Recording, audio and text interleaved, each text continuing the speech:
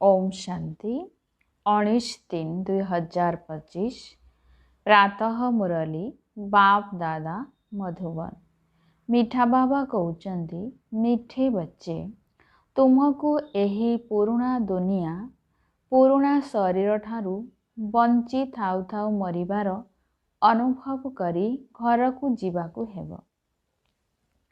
सेथिपाई देह अभिमान त्याग करी देही अभिमानी हुआ। तुमको यही पुराना दुनिया पुराना शरीर ठारू बंची थाउ थाउ मरिबार अनुभव करी घर को जीवाकू हेब। सेथिपाई देह अभिमान त्याग करी देही अभिमानी हुआ। आज बाबांकर प्रश्न अछि भल भल पुरुषार्थी पिलामानंकर लक्षण किपरि होइथिबो। भल भल पुरुषार्थी पिलामानंकर लक्षण किपरि होइथिबो। उत्तरे बाबा कहउचंती जेउ माने भल पुरुषार्थी से माने सकाळु सकाळु अर्थात अमृत बेलारू उठी देही अभिमानी हेबार अभ्यास करिवे। से माने सर्वदा एकमात्र बाबा को मने पकाइबार पुरुषार्थ करिवे। से माने लक्ष्य रखिथांती जे अन्य कौनसी भी देहधारी मने न पड़ंतु। निरंतर बाबा एवं 84 जन्मर चक्र स्मृति रे रहु। एहाको मध्य ओहो सौभाग्य कहाजिवो। ओम शांति। एबे तुमे माने बंची थाउ थाउ मरी जाइछ। किपरि मरीछ? देह अभिमान को त्याग कल तेबे बाकी रहिला आत्मा। शरीरर अभिमान तो समाप्त हो जाए, आत्मा तो मरे नहीं। बाबा कहउचंती बंची थाउ निज को आत्मा निश्चय करी परमपिता परमात्मा को सह जोग लगाइले आत्मा पवित्र होई जीवो। जे पर्यंत आत्मा पवित्र होई नहीं से पर्यंत पवित्र शरीर मिलिबो नहीं। आत्मा पवित्र होई गले ए पूर्ण शरीर आपे आपे अलगा होई जीवो। जेपरी सर्पर काती स्वतः छाड़ी जाई थाए सेथिरु तारो मोह तुटी जाए, कारण से जाने मोते नुआ काती मिलिबो, पुराना काती बाहरी जीवो। प्रत्येकंकर निजर बुद्धि थाए ना। एबे तुमे माने बुझुछ जे आमे बंची थाउ थाउ ए पुराना दुनियारू पुराना शरीररू मरी जाइछु। पुणी तुमे आत्मा माने शरीर छाड़ी केउठाकू जीवो? निज घर को। प्रथमे प्रथमे तो एहा पक्का मने रख मु आत्मा शरीर नुहे। आत्मा कहूछि बाबा मु आपणकर होई सारिछि, बंची थाउ थाउ मरी जाइछि। आत्मा को एबे आदेश मिलिछि जे बाबा को मने पकाओ, तेबे तुमे तमो प्रधानरू शत प्रधान होई जीवो। एई अभ्यास पक्का हेबा दरकार। आत्मा कहूछि बाबा आपण आसिछंती तेणु मु आपणकर ही हेबी। आत्मा मेल अर्थात पुरुष, फीमेल अर्थात नारी नुहे। सर्वदा कहंती आमे भाई भाई अटू। एपरी कहंती नाही जे आमे सबु भौणी समस्ते संतान, सबु पिला मानकु संपत्ति मिलिबार अछि। जदि निजको कन्या कहिबे तेबे संपत्ति किपरि मिलिबो? आत्मा सबु भाई भाई अटंती। बाबा समस्तंकु कहउछंती आत्मिक संतान माने मते मने पकाओ। आत्मा केते छोट, एहा बहुत सूक्ष्म बुझिबार कथा। पिला मानकर याद स्थायी रहुनाही।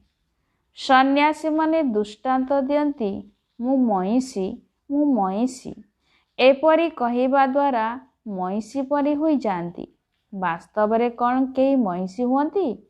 बाबा तो कहउचंती निज को आत्मा निश्चय कर। ए आत्मा और परमात्मा कर ज्ञान तो केही जानी नाहंती। सेथिपाई एपरी कथा मान कहि देउछंती। एबे तुमको देही अभिमानी हेबार अछि। मु आत्मा ए पुराना शरीर त्याग करे पुणी नुआ नेबी। ମନୁଷ୍ୟ ମୁଖ ଦ୍ୱାରା ମଧ୍ୟ କହନ୍ତି ଆତ୍ମା ତାରକା ଅଟେ। ଭ୍ରୁକୁଟି ମଝିରେ ରହେ। ପୁଣି କହିଦିଅନ୍ତି ବୁଢ଼ା ଆଙ୍ଗୁଳି ପରି ଅଟେ। କେଉଁଠି କୁହନ୍ତି ତାରକା, କେଉଁଠି ଆଙ୍ଗୁଳି, ପୁଣି ମାଟିର ଶାଳଗ୍ରାମ ତିଆରି କରନ୍ତି। ଆତ୍ମା ତ ଏତେ ବଡ଼ ହୋଇପାରିବ ନାହିଁ। ତେବେ ମନୁଷ୍ୟ ଦେହ ଅଭିମାନ ଅଟନ୍ତି ନା? ତେଣୁ ଚିତ୍ର ବଡ଼ ବଡ଼ ତିଆରି କରି ଦେଉଛନ୍ତି। ଏହା ତ ବହୁତ ସୂକ୍ଷ୍ମ କଥା। ମନୁଷ୍ୟ ଭକ୍ତି ମଧ୍ୟ ଏକାନ୍ତରେ କୋଠିରେ ବସି କରନ୍ତି। ତୁମକୁ ତ ଗୃହସ୍ଥ ବ୍ୟବହାରରେ କର୍ମଧନ୍ଦାରେ ରହି ବୁଦ୍ଧିରେ ଏହାକୁ ପକ୍କା କରିବାର ଅଛି କି ମୁଁ ଆତ୍ମା। ବାବା କହୁଛନ୍ତି ମୁଁ ତୁମର ପିତା ମଧ୍ୟ କେତେ ଛୋଟ ବିନ୍ଦୁ ଅଟେ। ଏପରି ନୁହେଁ ଯେ ମୁଁ ବଡ଼। ମୋ ଠାରେ ସମ୍ପୂର୍ଣ୍ଣ ଜ୍ଞାନ ରହିଛି। ଆତ୍ମା ଓ ପରମାତ୍ମା ଦୁହେଁ ଏକାପରି ଅଟନ୍ତି। କେବଳ ତାଙ୍କୁ ପରମ ବା ଶ୍ରେଷ୍ଠ କୁହାଯାଏ। ଏହା ଡ୍ରାମାରେ ନିର୍ଦ୍ଧାର୍ଯ୍ୟ ହୋଇ ରହିଛି। ବାବା କହୁଛନ୍ତି ମୁଁ ତ ଅମର ଅଟେ। ମୁଁ ଯଦି ଅମର ନ ହୋଇଥାନ୍ତି ତୁମକୁ ପବିତ୍ର କିପରି କରିଥାନ୍ତି? ତୁମକୁ ମିଠା ସନ୍ତାନ କିପରି କରିଥାନ୍ତି? ଆତ୍ମା ହିଁ ସବୁକିଛି କରିଥାଏ। ବାବା ଆସି ଦେଇ ଅଭିମାନୀ କରୁଛନ୍ତି। ଏଥିରେ ହିଁ ମେହନତ କରିବାକୁ ପଡ଼ିବ। ବାବା କହୁଛନ୍ତି ମୋତେ ହିଁ ମନେ ପକାଅ, ଅନ୍ୟ କାହାକୁ ମନେ ପକାଅ ନାହିଁ। ଯୋଗୀ ତ ଦୁନିଆରେ ବହୁତ ଅଛନ୍ତି। କନ୍ୟା ଯେତେବେଳେ ବିବାହ କରେ ତାର ବୁଦ୍ଧିଯୋଗ ସ୍ୱାମୀ ସାଥିରେ ଲାଗିଯାଇଥାଏ। ପୂର୍ବରୁ କ'ଣ ଏପରି ଥିଲା କି? ସ୍ୱାମୀକୁ ଦେଖିଲା ପରେ ତାଙ୍କୁ ମନେ ପକାଏ। ଏବେ ବାବା କହୁଛନ୍ତି କେବଳ ମୋତେ ମନେ ପକାଅ। ଏହି କଥାର ଭଲ ଭାବେ ଅଭ୍ୟାସ ଦରକାର। ଯିଏ ଭଲ ପୁରୁଷାର୍ଥୀ ସନ୍ତାନ ସେମାନେ ସକାଳୁ ସକାଳୁ ଉଠି ଦେହୀ ଅଭିମାନୀ ହୋଇ ରହିବାର ଅଭ୍ୟାସ କରିବେ। ଭକ୍ତି ମଧ୍ୟ ସକାଳୁ କରିଥାନ୍ତି ନା? ନିଜ ନିଜର ଇଷ୍ଟଦେବକୁ ମନେ ପକାନ୍ତି। ହନୁମାନଙ୍କର ବି କେତେ ପୂଜା କରୁଛନ୍ତି, କିନ୍ତୁ କିଛି ଜାଣିନାହାନ୍ତି। ବାବା ଆସି ବୁଝାଉଛନ୍ତି ତୁମର ବୁଦ୍ଧି ମାଙ୍କଡ଼ ପରି ହୋଇଯାଇଛି।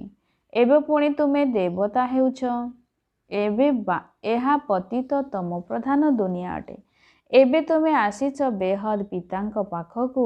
ମୁଁ ତ ପୁନର୍ଜନ୍ମ ରହିତ ଅଟେ। ଏ ଶରୀର ବ୍ରହ୍ମା ବାବାଙ୍କର ଅଟେ। ମୋର କୌଣସି ଶାରୀରିକ ନାମ ନାହିଁ। ମୋର ନାମ ହେଲା କଲ୍ୟାଣକାରୀ ଶିବ। ତୁମେମାନେ ଜାଣିଛ କଲ୍ୟାଣକାରୀ ଶିବ ବାବା ଆସି ନରକକୁ ସ୍ୱର୍ଗ କରୁଛନ୍ତି। ବାବା କେତେ କଲ୍ୟାଣ କରୁଛନ୍ତି। ନରକର ଏକଦମ ବିନାଶ କରାଇ ଦେଉଛନ୍ତି। ପ୍ରଜାପିତା ବ୍ରହ୍ମାଙ୍କ ଦ୍ୱାରା ଏବେ ସ୍ଥାପନା ହେଉଛି। ଏମାନେ ହେଲେ ପ୍ରଜାପିତା ବ୍ରହ୍ମା ମୁଖ ବଂଶାବଳୀ। ଚାଲିଲା ବୁଲିଲା ବେଳେ ପରସ୍ପରକୁ ସାବଧାନ କର, ମନ୍ମନା ଭବ। ବାବା କହୁଛନ୍ତି ମୋତେ ମନେ ପକାଇଲେ ବିକର୍ମ ବିନାଶ ହେବ। ପତିତ ପାବନ ତ ବାବା ଅଟନ୍ତି ନା? ସେମାନେ ଭୁଲରେ ଶିବ ଭଗବାନ ୱାଚ ବଦଳରେ କୃଷ୍ଣ ଭଗବାନ ୱାଚ ଲେଖି ଦେଇଛନ୍ତି। ଭଗବାନ ତ ନିରାକାର ଅଟନ୍ତି। ତାଙ୍କୁ ପରମ ପିତା ପରମାତ୍ମା କୁହାଯାଏ। ତାଙ୍କର ନାମ ହେଲା ଶିବ। ଶିବଙ୍କର ମଧ୍ୟ ବହୁତ ପୂଜା କରାଯାଏ। ଶିବ କାଶୀ କହି ଚାଲିଥାନ୍ତି। ଭକ୍ତି ମାର୍ଗରେ ଅନେକ ପ୍ରକାର ନାମ ରଖି ଦେଇଛନ୍ତି। ରୋଜଗାର ପାଇଁ ଅନେକ ପ୍ରକାର ମନ୍ଦିର ତିଆରି କରିଛନ୍ତି। ତାଙ୍କର ଅସଲ ନାମ ହେଲା ଶିବ। ପୁଣି ସୋମନାଥ ନାମ ରଖିଛନ୍ତି। ସୋମନାଥ ଅର୍ଥାତ୍ ସୋମରସ ପାନ କରାଉଛନ୍ତି, ଜ୍ଞାନଧନ ଦେଉଛନ୍ତି। ତାପରେ ଯେତେବେଳେ ପୂଜାରୀ ହୁଅନ୍ତି ତାଙ୍କର ମନ୍ଦିର ତିଆରି କରିବାକୁ କେତେ ଖର୍ଚ୍ଚ କରନ୍ତି।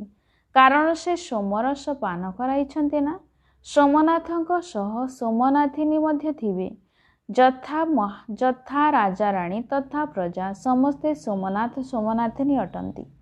ତୁମେ ସୁନାର ଦୁନିଆକୁ ଯାଉଛ, ସେଠାରେ ସୁନାର ଇଟା ଥାଏ, ନହେଲେ କାନ୍ଥ ଆଦି କିପରି ତିଆରି ହେବ?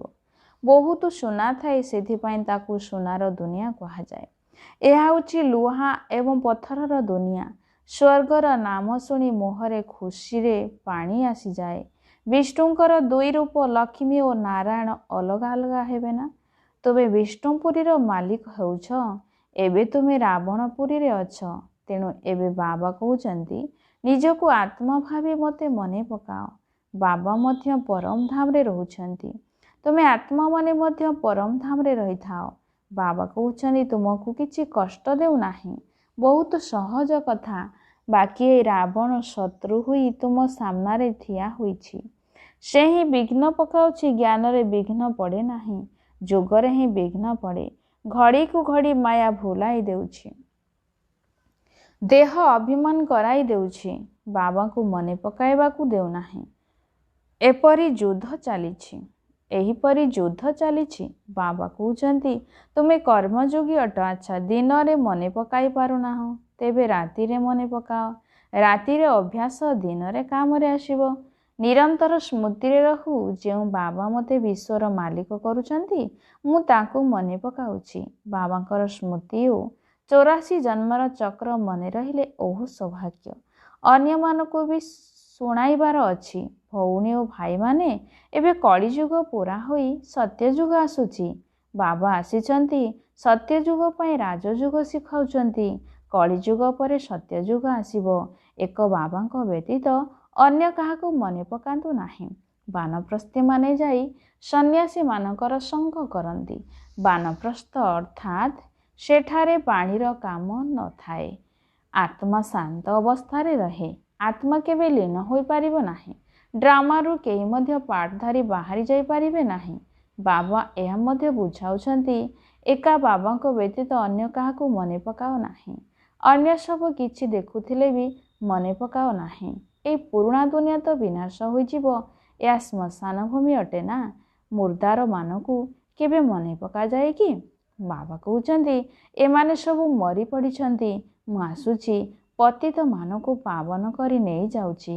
ଏଠାରେ ଏସବୁ ସମାପ୍ତ ହୋଇଯିବ। ଆଜିକାଲି ଯେଉଁ ବମ୍ ଆଦି ତିଆରି କରୁଛନ୍ତି, ତାହା ବହୁତ ତୀକ୍ଷ୍ଣ।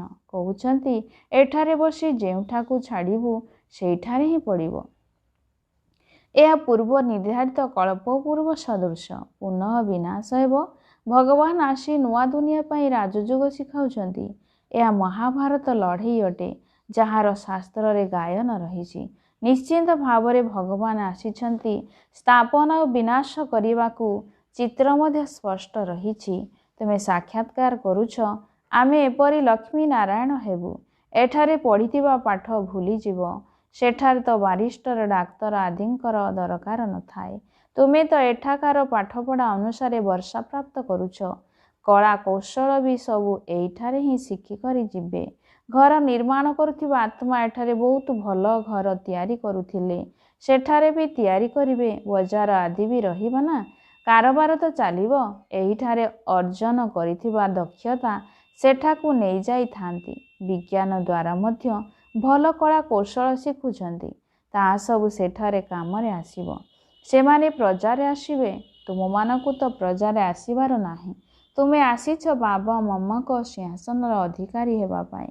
ବାବା ଯେଉଁ ଶ୍ରୀମତ ଦେଉଛନ୍ତି ତାହା ପାଳନ କରିବାର ଅଛି। ସର୍ବଶ୍ରେଷ୍ଠ ଶ୍ରୀମତ ତ ଗୋଟିଏ ଦେଉଛନ୍ତି, ମୋତେ ମନେ ପକାଅ। କାହାର ତ ଭାଗ୍ୟ ହଠାତ୍ ଖୋଲି ଯାଉଛି, କୌଣସି ନା କୌଣସି କାରଣ ନିମିତ୍ତ ହୋଇଯାଏ। କୁମାରୀମାନଙ୍କୁ ମଧ୍ୟ ବାବା କହୁଛନ୍ତି, ବିବାହ ତ ବର୍ବାଦର କାରଣ ହୋଇଯିବ। ଏହି ନର୍ଦ୍ଦମାରେ ପଡ଼ ନାହିଁ। ତୁମେ କ'ଣ ବାବାଙ୍କର କଥା ମାନିବ ନାହିଁ? ସ୍ୱର୍ଗର ମହାରାଣୀ ହେବ ନାହିଁ? ନିଜ ସାଥିରେ ପ୍ରତିଜ୍ଞା କରିବାର ଅଛି କି ମୁଁ ସେହି ନର୍କ ଦୁନିଆକୁ ଯିବି ନାହିଁ। ସେହି ଦୁନିଆକୁ କେବେ ହେଲେ ମନେ ପକାଇବି ନାହିଁ। ଶ୍ମଶାନକୁ କେବେ ମନେ ପକାନ୍ତି କି?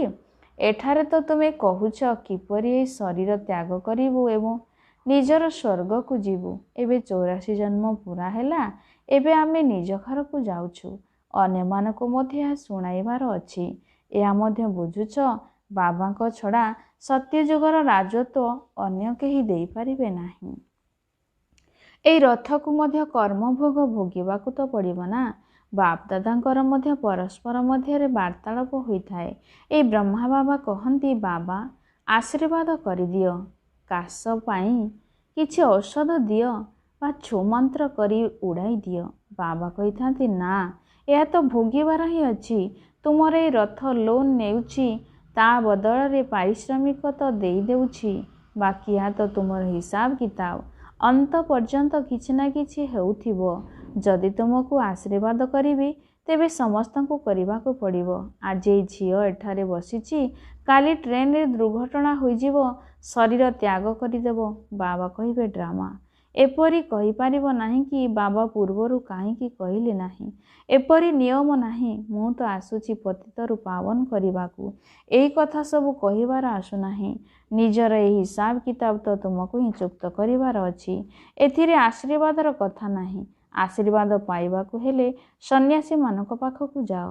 ବାବା ତ ଗୋଟିଏ କଥା ବତାଉଛନ୍ତି, ମୋତେ ଏଥିପାଇଁ ଡାକିଛ ଯେ ଆମକୁ ଆସି ନର୍କରୁ ସ୍ୱର୍ଗକୁ ନେଇ ଚାଲ। ଗାୟନ ମଧ୍ୟ କରନ୍ତି ପତିତ ପାବନ ସୀତାରାମ, କିନ୍ତୁ ଅର୍ଥ ଓଲଟା କରିଦେଉଛନ୍ତି। ପୁଣି ରାମଙ୍କର ମହିମା କରୁଛନ୍ତି ରଘୁପତି ରାଘବ ରାଜାରାମ। ବାବା କହୁଛନ୍ତି ଏ ଭକ୍ତି ମାର୍ଗରେ ତୁମେ କେତେ ପଇସା ଖରାଇଛ। ଗୋଟିଏ ଗୀତ ମଧ୍ୟ ଅଛି ନା, କ୍ୟା କୌତୁକ ଦେଖା। ଦେବୀମାନଙ୍କର ମୂର୍ତ୍ତି ତିଆରି କରି ପୂଜା କରି ପୁଣି ସମୁଦ୍ରରେ ପକାଇ ଦେଉଛନ୍ତି। ଏବେ ବୁଝି ଦେଉଛି କେତେ ପଇସା ବର୍ବାଦ କରୁଛନ୍ତି। ପୁଣି ମଧ୍ୟ କରିବେ। ସତ୍ୟ ଯୁଗରେ ତ ଏପରି କାମ ହୁଏ ନାହିଁ। ସେକେଣ୍ଡ ପରେ ସେକେଣ୍ଡ ଡ୍ରାମାରେ ନିର୍ଦ୍ଧାରିତ ରହିଛି। କଳ୍ପ ପରେ ପୁଣି ଏହାର ପୁନରାବୃତ୍ତି ହେବ। ଡ୍ରାମାକୁ ବହୁତ ଭଲ ଭାବରେ ବୁଝିବା ଦରକାର। ଆଚ୍ଛା, କେହି ଅଧିକ ମନେ ପକାଇ ପାରୁନାହାନ୍ତି? ତେବେ ବାବା କହୁଛନ୍ତି କେବଳ ଅଲଫ ଆଉ ବେ, ବାବା ଓ ବାଦଶାହୀକୁ ମନେ ପକାଅ। ଅନ୍ତରରେ ସର୍ବଦା ଚିନ୍ତନ ଚାଲୁଥାଉ ଯେ ଆମେ ଆତ୍ମା କିପରି 84ର ଚକ୍ର ଲଗାଇ ଆସିଛୁ। ଚିତ୍ର ଉପରେ ବୁଝାଅ, ବହୁତ ସହଜ ହେବ। ଏହା ରୁହାନୀ ପିଲାମାନଙ୍କ ସହିତ ଆତ୍ମିକ ବାର୍ତ୍ତାଳାପ। ବାବା ପିଲାମାନଙ୍କ ସାଥିରେ ବାର୍ତ୍ତାଳାପ କରୁଛନ୍ତି, ଅନ୍ୟ କାହା ସହିତ ତ କରିପାରିବେ ନାହିଁ। ବାବା କହୁଛନ୍ତି ନିଜକୁ ଆତ୍ମା ନିଶ୍ଚୟ କର। ଆତ୍ମା ହିଁ ସବୁକିଛି କରୁଛି।